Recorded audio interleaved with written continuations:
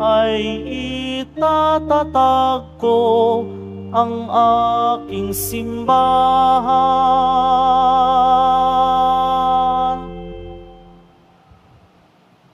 Simulan po natin ang pagdiriwang sa ngalan ng Ama at ng Anak at ng Espiritu Santo. Amen. Sumainyo ang Panginoon. At sumaiyo rin. Mga minamahal kong mga kapatid, ngayon ay pinagdiriwang natin ang dakilang kapistahan ni na San Pedro at San Pablo, mga apostol ni Jesus at martir ng ating pananampalataya. Inaamin ko sa makapangyarihang Diyos at sa inyo mga kapatid, na lubha akong nagkasala sa isip, sa salita at sa gawa, at sa aking pagkukulang. Kaya isinasamo ko sa mahal na Birheng Maria, sa lahat ng mga anghel at mga banal, at sa inyo mga kapatid, na ako'y ipanalangin sa Panginoong ating Diyos. Kaawaan tayo ng makapangyarihang Diyos, patawarin tayo sa ating mga kasalanan, at patnubayan tayo sa buhay na walang hanggan. Amen. Panginoon, kaawaan mo kami. Panginoon, kaawaan mo kami. Kristo, kaawaan mo kami. Kristo, kaawaan mo kami. Panginoon, kaawaan mo kami. Panginoon, kaawaan mo kami.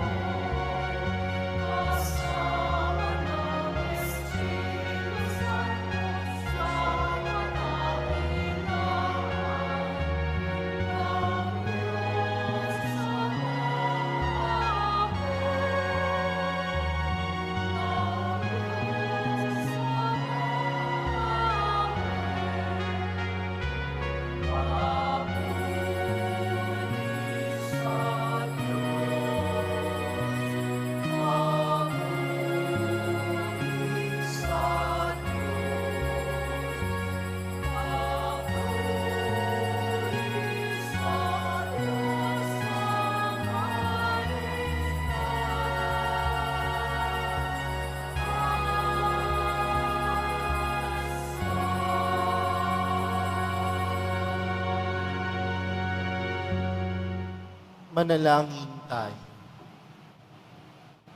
Ama naming makapangyarihan, ipagkaloob mo kami matulungan ng pagdalangin ng mga apostol, San Pedro at San Pablo, upang ang iyong ibinigay na tagapagdulot ng iyong mga pangunahing kaloob sa iyong simbahan ay maging tagapaggawa din ng tulong sa pagkamit ng kaligtasan sa pamamagitan ni Hesukristo kasama ng Espiritu Santo magpa sa walang hanggan. Amen. Magsiupo muna ang lahat. Pagbasa mula sa mga gawa ng mga apostol.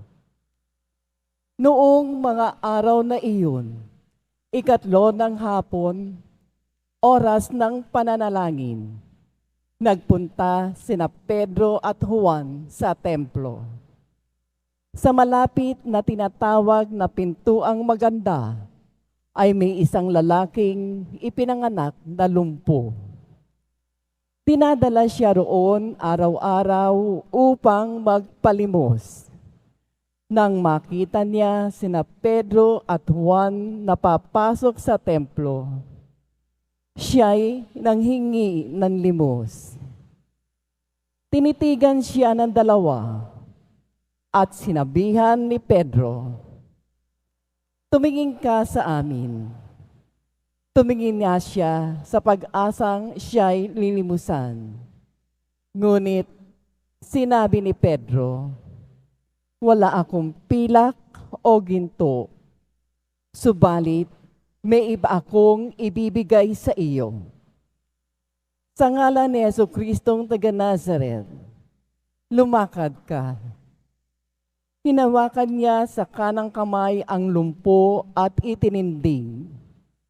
Pagdakay, lumakas ang mga paa at bukong-bukong ng lalaki.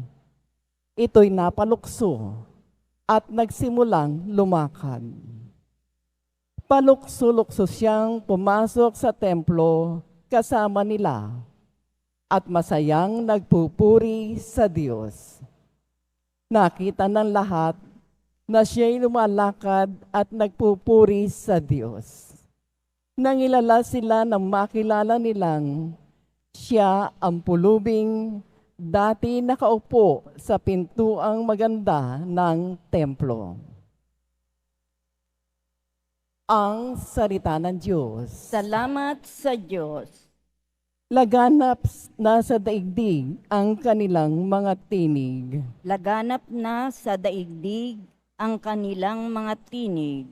Ang langit ay naghahayag na ang Diyos ay dakila. Malinaw na nagsasaad kung ano ang kanyang gawa. Bawat araw, bawat gabi, ang ulat ay walang patlang. Patuloy na naguulat sa sunod na gabi't araw. Laganap na sa daigdig ang kanilang mga tinig. Walang tinig o salitang ginagamit kung sa bagay. At wala ring naririnig na kahit na anong ingay. Gayunpaman sa daigdig ay laganap yaong tinig. Ang balita'y umaabot sa duluhan ng daigdig. Laganap na sa daigdig ang kanilang mga tinig.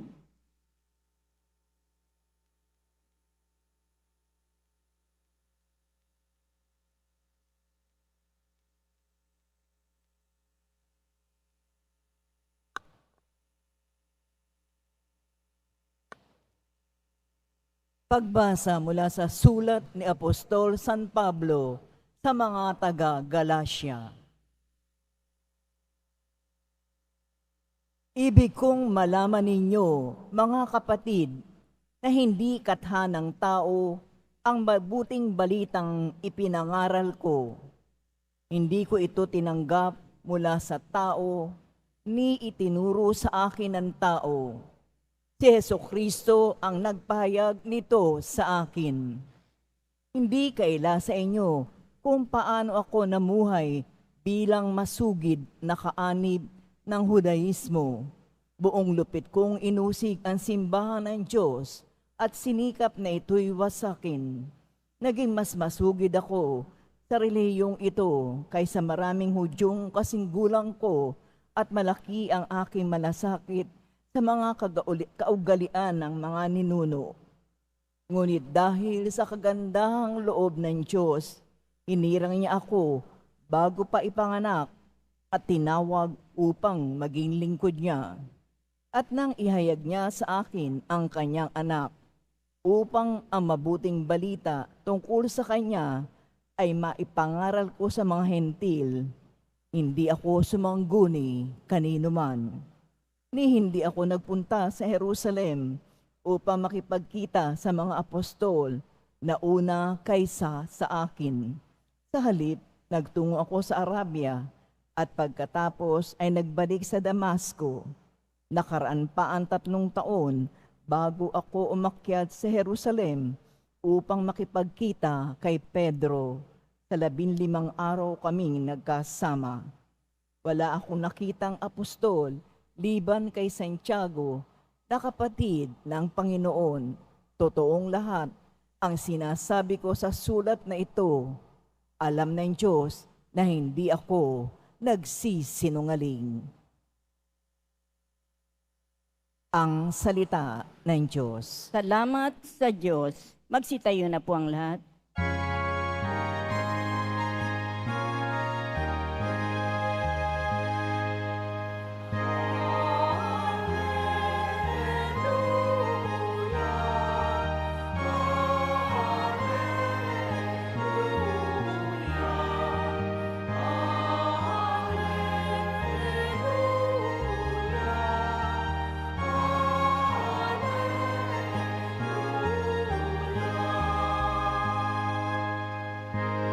Poon tanay iyong batid, sa iyo ay hindi lingid, ika'y aking iniibig.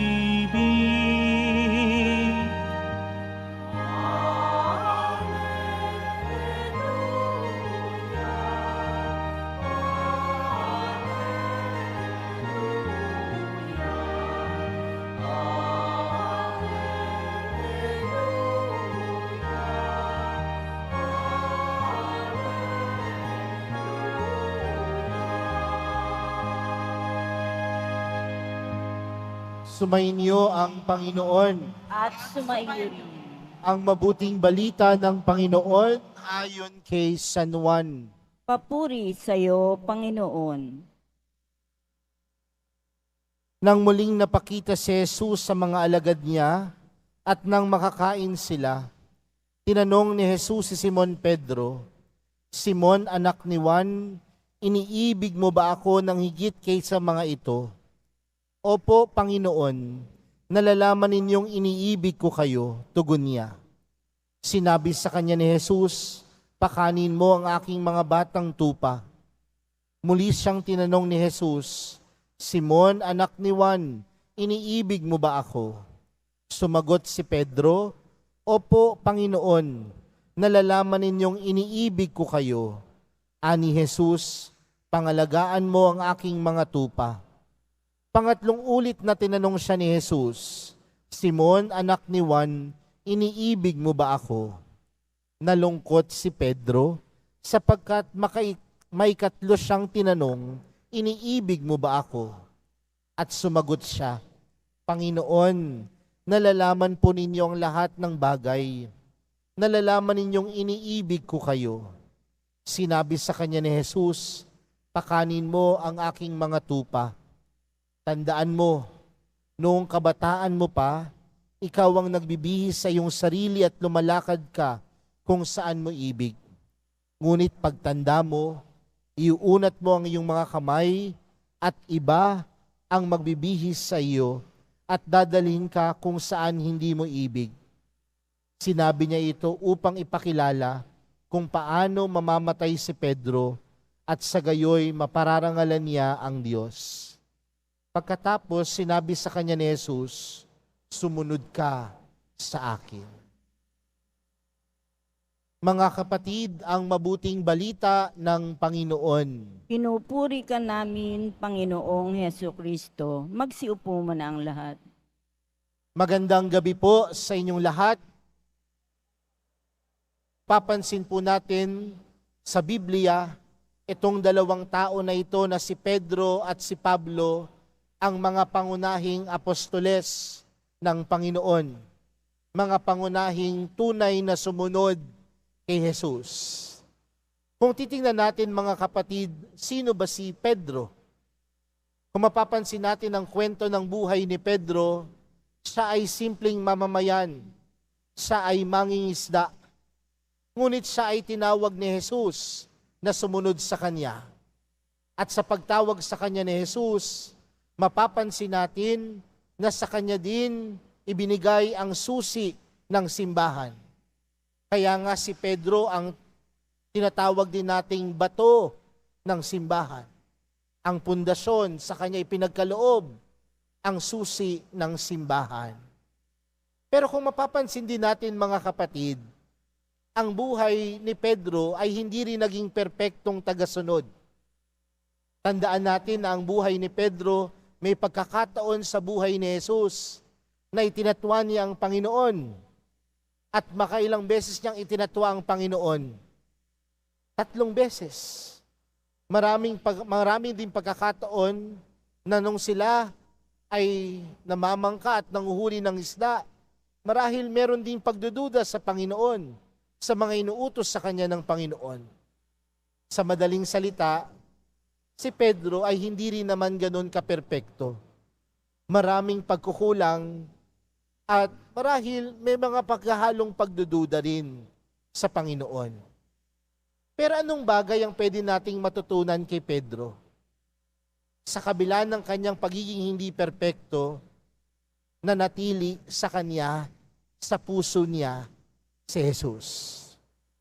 May mga pagkakataon nung si Jesus ay wala na dito sa lupa at hindi na nila kapiling, si Pedro ay nakulong, na pinahirapan.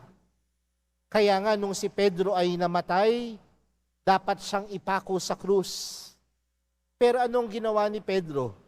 Hindi siya pumayag na ipako sa krus kagaya ng pagkapako kay Jesus. Ang sabi niya, baliktarin ang krus dahil hindi siya karapat dapat mamatay kagaya ng pagkamatay ni Jesus. Kung titingnan naman natin ang buhay ni Pablo mga kapatid, hindi rin naman naging perpektong tagasunod si Pablo. Bakit? Sa simula ng buhay ni Pablo, siya si Saul. At si Saul, sino po ba si Saul sa ating Biblia? Taga-usig ng mga Kristiyano. Hindi naniniwala kay Jesus. Pero nung siya ay pamunta sa Damasco, nabulag siya at nangusap sa kanyang Panginoon.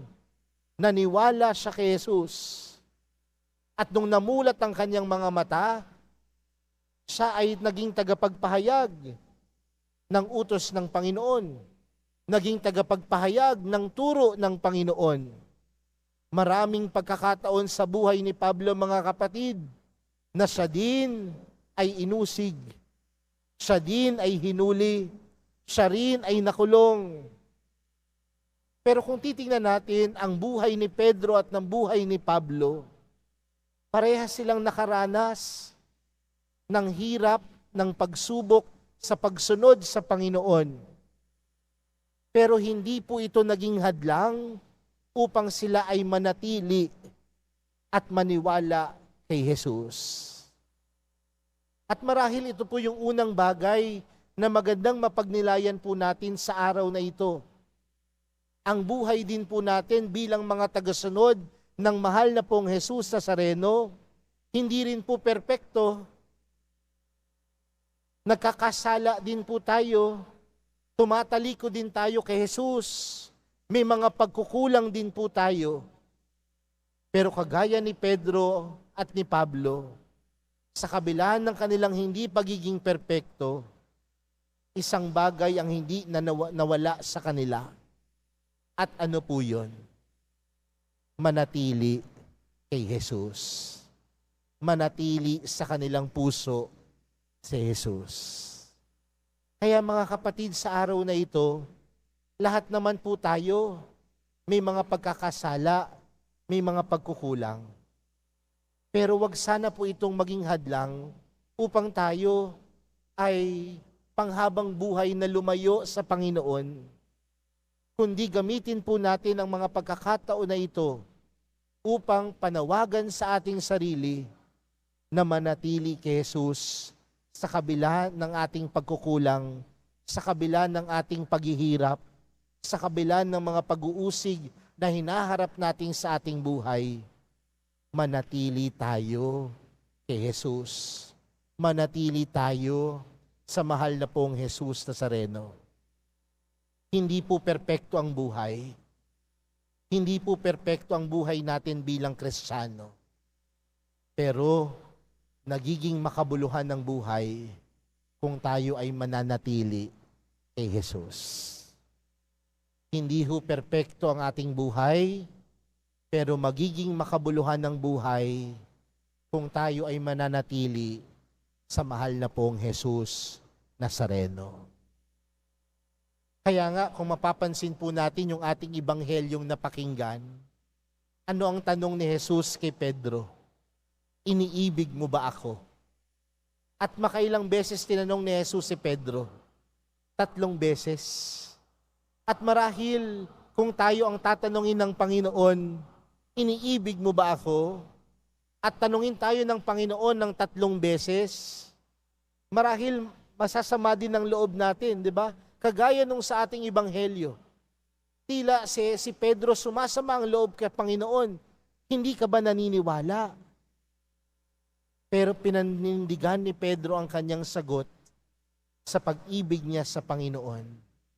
Sa kabila ng kanyang mga dinaranas, sa kabila ng lungkot na pagwalay sa Panginoon, sa kabila ng kanyang pagkakasala, pinanindigan niya ang kanyang pag-ibig sa Panginoon. At siguro marahil ito yung pangalawang bagay na magandang tingnan sa buhay pananampalataya natin. Panindigan din natin ang pag-ibig natin sa Panginoon. At paano pinaninindigan ng pag-ibig sa Panginoon? Hindi lang basta-bastang sasabihin natin, iniibig kita, Panginoon. Hindi lang basta-basta sasabihin natin, tuwing Biyernes naman po, nasa Quiapo, nasa simbahan ako ng Quiapo. Tuwing Biyernes naman po, humahawak ako sa imahen ng mahal na pong Jesus Nazareno. Pero ang tunay na paninindigan sa pag-ibig natin kay Jesus ay kung paano nating isabuhay ang kanyang turo. Uulitin ko po ha, ang tunay na paninindigan sa pag-ibig sa Panginoon ay pagsasabuhay sa kanyang turo.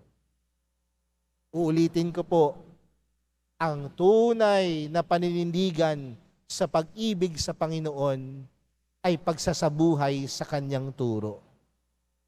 Kung iniibig mo ang mahal na pong Jesus Nazareno, maging tapat ka sa turo ng simbahan.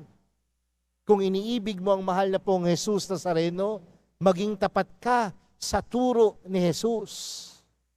At doon sa ganong pamamaraan, tunay mong pinaninindigan ang pag-ibig natin kay Jesus. Kaya mga kapatid, sa araw na ito, sa kapistahan, sa dakilang kapistahan ni na San Pedro at San Pablo, mga pangunahin na tagasunod ng Panginoon, hindi man sila perpekto, may pagkukulang, pero natuto silang manatili. At sa kanilang pananatili sa Panginoon, nandoon sa kanilang buhay na panindigan ng pag-ibig nila sa Panginoon. Paano? Pinangatawanan ang pagsunod kay Jesus. Kaya sa pagpapatuloy po ng ating banal na misa, para sa araw na ito, sa tulong, hingin po natin ang tulong ni San Pedro at San Pablo, na tayo nawa sa tulong nila, manatili sa kabila ng mga paghihirap, sa kabila ng ating pagkukulang, manatili sa mahal na pong Jesus Nazareno. At sa ating pananatili, matuto tayong manindigan sa pag-ibig natin sa mahal na pong Jesus Nazareno sa pamamagitan ng pagsunod sa kanyang mga turo. Amen. Magsitayo na po ang lahat. Sumasampalataya ako sa Diyos amang makapangyarihan sa lahat, na may gawa ng langit at lupa. Sumasampalataya ako kay Jesucristo, iisang anak ng Diyos, Panginoon nating lahat, nagkatawang tao sa lalang ng Espiritu Santo, na anak ni Santa Mariang Birhen, pinagpakasakit ni Poncio Pilato, ipinako sa krus na matay inilibig, nanaog sa kinaroroonan ng mga yumao, nang may katlong araw na buhay ng maguli, umakyat sa langit, naluklok sa kanan ng Diyos amang makapangyarihan sa lahat. Doon magmumulang paririto at hukom sa nangabubuhay at nangamatay na tao. Sumasampalataya naman ako sa Diyos Espiritu Santo, sa banal na simbahang katolika, sa kasamahan ng mga banal, sa kapatawaran ng mga kasalanan, sa pagkabuhay ng muli ng nangamatay na tao, at sa buhay na walang hanggan. Amen. Ilapit natin ang ating mga kahilingan sa Ama nang may pananampalatayang katulad ng kina San Pedro at San Pablo, ng pananampalatayang katulad ng sa mangingisda kung kanino itinatag ang simbahan, at ng pananampalataya ng guro ng napakaraming bansa. Ang ating panalangin, Panginoon, maging bato ka nawa namin. Panginoon, maging bato ka nawa namin. Ang Santo Papa Francisco, ang kahalili ni San Pedro, naway hawakan ang mga susi ng kaharian ng may karunungan at pag-ibig.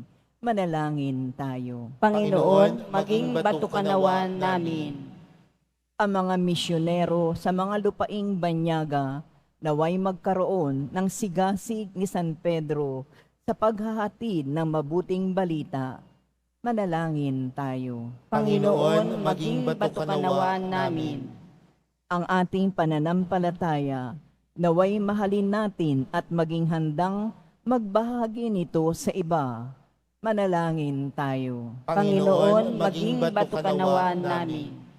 Ang mga nagdurusa, dahil sa kanilang pananampalataya, naway makatagpo ng lakas sa dugong ibinuhos ng mga apostol.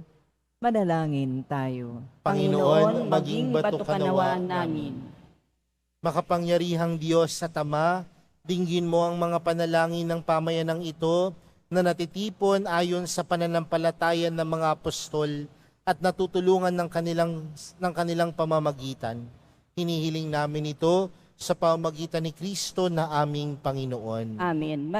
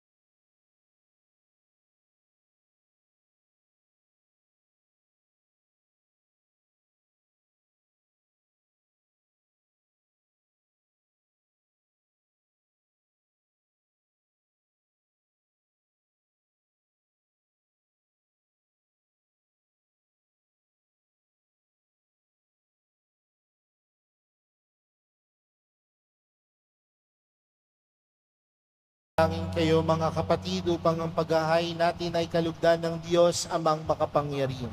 Tanggapin nawa ng Panginoon itong paghahain sa iyong mga kamay, sa kapurihan niya at karangalan, sa ating kapakinabangan at sa buong sambayan niyang banal.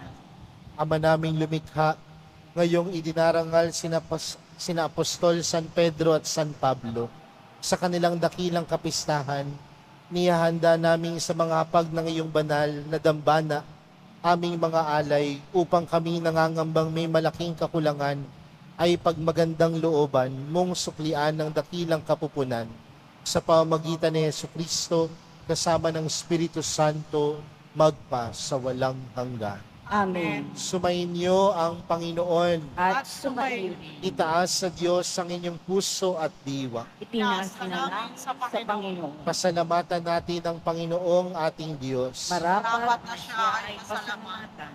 Ama naming makapangyarihan, tunay niyang marapat na ikaw ay aming pasalamatan. Nilog mo ngayon aming ikagalak na si San Pedro at San Pablo ay kapwa matapat sa pananampalatayang inihayag at inilaganap. Binuo ni San Pedro ang sambayan ng tinipon ng anak mong pinanaligan ng ilan sa Israel noon. Si San Pablo ay tagapagturo at tagapagpaliwanag sa iba't ibang mga tao na nais mong matawag. Silang dalaway merong magkaibang larangan sa paglilingkod kay Kristo sa isang sambayanan. Kapwa nila tinamo ang utong ng tagumpay na ngayoy dinarakila sa buong sanlibutan. Kaya kaisa ng mga anghel na nagsisiawit ng papuri sa iyo nang walang humpay sa kalangitan, kami nagbubunyi sa iyong kadakilaan.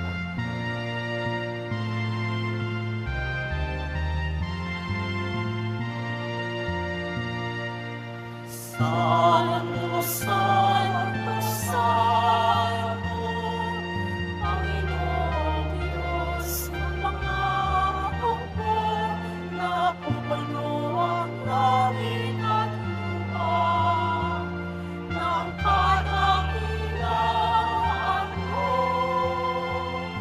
Hosana sa kaitaasan,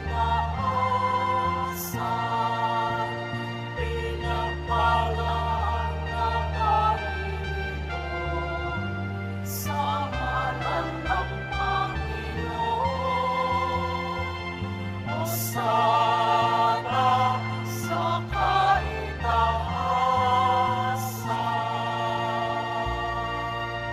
Magsiluhod po ang lahat.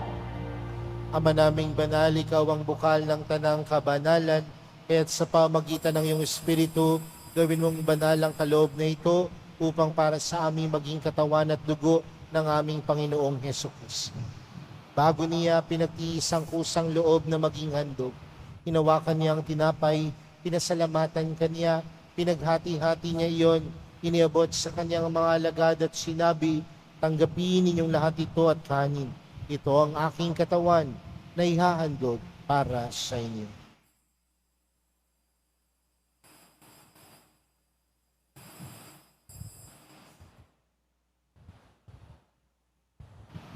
Gayon din naman noong matapos ang hapunan, hinawakan niya ang kalis. Muli kanyang pinasalamatan. Iniabot niya ang kalis sa kanyang mga alagad at sinabi, tanggapin ninyong lahat ito at inumin. Ito ang kalis ng aking dugo, ng bago at walang hanggang tipan. Ang aking dugo na ibubuhos para sa inyo at para sa lahat sa ikapagpapatawad ng mga kasalanan. Gawin niyo ito sa pag-alala sa akin.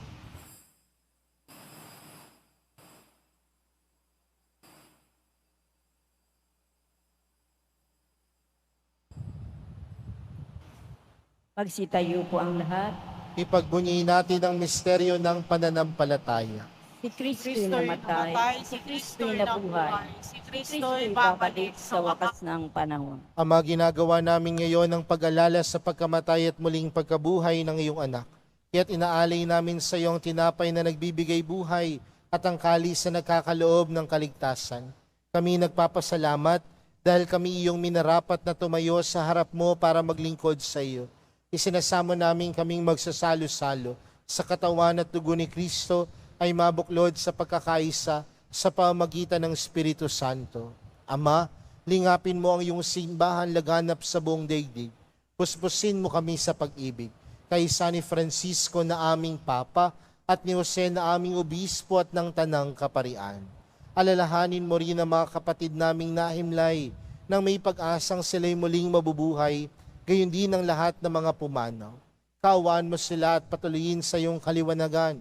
Kaawaan mo at pagindapating kaming lahat na makasalo sa iyong buhay na walang wakas. Kaysa ng mahal na Birheng Maria na ina ng Diyos, ng kabiyak ng puso niyang si San Jose, kaysa ng mga apostol at ng lahat ng mga banal na namuhay dito sa daigdig ng kalugod-lugod sa iyo, may pagdiwang nawa namin ang pagpupuri sa ikararangal mo sa pamagitan ng iyong anak na aming Panginoong Hesukristo. Sa pamagitan ni Kristo, kasama niya at sa Kanya, ang lahat ng parangal at papuri ay sa iyo, Diyos amang makapangyarihan, kasama ng Espiritu Santo, magpa sa walang hanggan.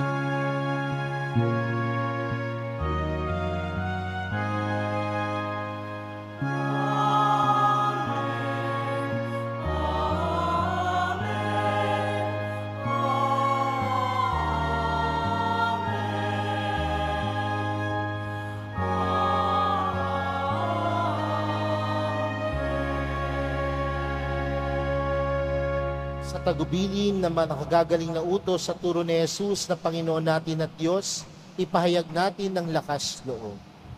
Ama namin, sumasalangit ka, sambahin ang ngalan mo. Mapasa amin ang kaharian mo, sundin ang loob mo dito sa lupa para ng sa langit. Bigyan mo kami ngayon ng aming kakanin sa araw-araw, at patawarin mo kami sa aming mga sala, para ng pagkapatawad namin sa nagkakasala sa amin. At huwag mo kami paihulog sa tukso, at yayaman kami sa lahat ng masama.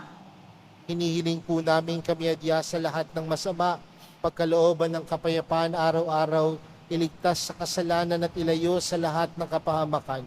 Samantalang aming pinananabikan ang dakilang araw ng pagkapahayag ng tagapagligtas naming si Hesukristo. Sapagkat iyo ang kaharian, at ang kapangyarihan, at ang kapurihan magpakailanman. Amen. Panginoong Hesukristo, sinabi mo sa iyong mga apostol, kapayapaan ang iniwan ko sa inyo, ang aking kapayapaan ang ibinibigay ko sa inyo. Tunghayan mo ang aming pananampalataya at huwag ang aming pagkakasala. Pagkalooban mo kami ng kapayapaan at pagkakaisa ayon sa iyong kalooban, kasama ng Espiritu Santo, magpa sa walang hanggan. Amen. Ang kapayapaan ng Panginoon ay laging sumainyo.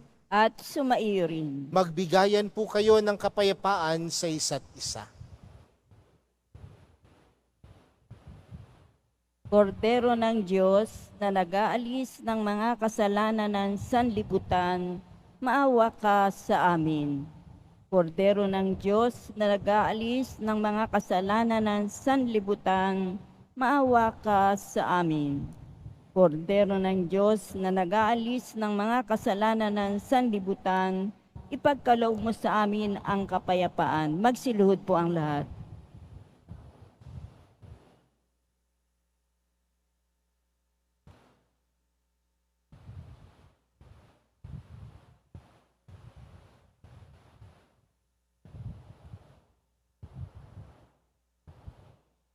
Narito si Jesus, ang kordero ng Diyos. Siyang nag-aalis ng kasalanan ng sanlibutan, mapalad ang mga inaaniyahan sa kaniyang piging. Panginoon, Hindi ako karapat-dapat na magpatuloy sa iyo, ngunit sa isang salita mo lamang ay gagaling na ako.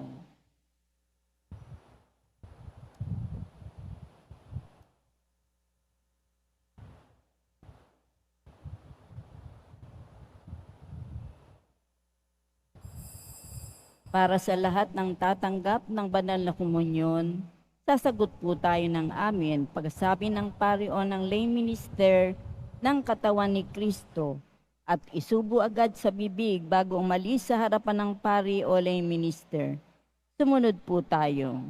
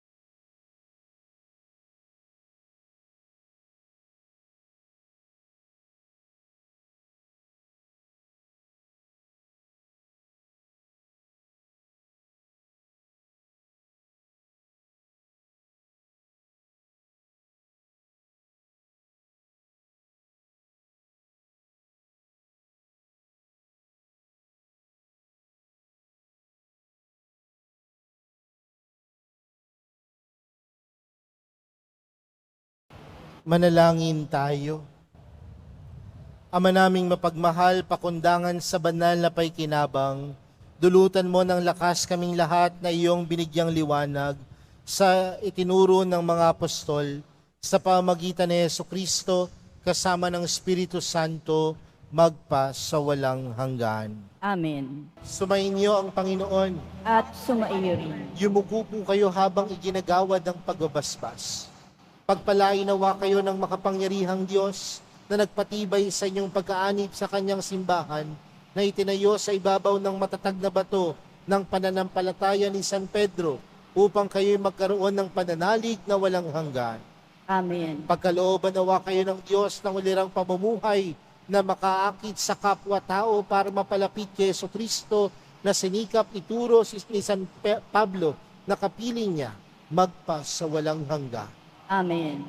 Ang mga susi ng langit na nasa pag-iingat ni San Pedro at ang salita ng Diyos na ipinahayag ni San Pablo, ang kanilang katapatan hanggang kamatayan at ang kanilang pagdalangin para sa inyong kapakanan ay magatid nawa sa inyo sa kinamtan ni San Pedro, pakundangan sa kanyang pagkapako sa krus at sa pagtanggap ni San Pablo sa korona ng buhay, pakundangan sa kanyang pagtitiis, mapugutan. Iyon ay ang buhay na walang hanggan. Amen. At pagpalain po kayong lahat ng makapangyarihang Diyos, Ama, Anak, at ng Espiritu Santo. Amen. Humayo kayo at taglayin sa inyong pag-alis ang diwa ni San Pedro at San Pablo. Salamat sa Diyos.